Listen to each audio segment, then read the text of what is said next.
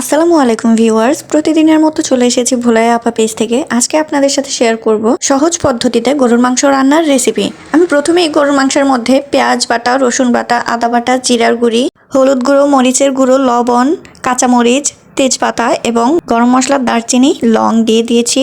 এ পর্যায়ে দিয়ে দিচ্ছি সয়াবিন তেল এবং দিয়ে দিচ্ছি কিছু সরিষার তেল। এবারে আমি হাত দিয়ে ভালোভাবে মেখে নেব যাতে পুরো মশলাটা মাংসের সাথে মিশে একাকার হয়ে যায়।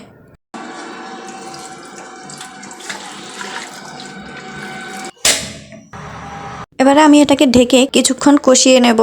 কষানোর এ পর্যায়ে মাংস থেকে বের হওয়া অতিরিক্ত পানিটা টেনে গেছে। এবারে আমি পরিমাণ মতো পানি দিয়ে আবারও ঢেকে দিয়েছি।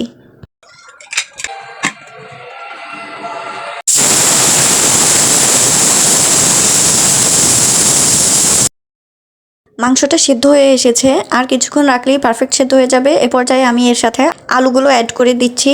আলু অ্যাড করার পরে আমি আরও কিছুক্ষণ এটাকে জাল করে নেব যাতে আলুটা এবং মাংসটা দুটোই পারফেক্টভাবে সিদ্ধ হতে পারে।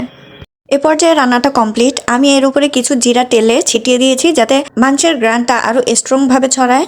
এই তো রেডি হয়ে গেল গরুর মাংস রান্নার রেসিপিটি। কালারটাও যেমন সুন্দর এসেছে, গ্রানটাও তেমন সুন্দর এসেছে, আর খেতেও দারুণ মজা হয়েছে। আপনাদের কাছে কেমন লেগেছে অবশ্যই কমেন্ট করে জানাবেন এবং সাপোর্ট করে পাশেই থাকবেন। ধন্যবাদ।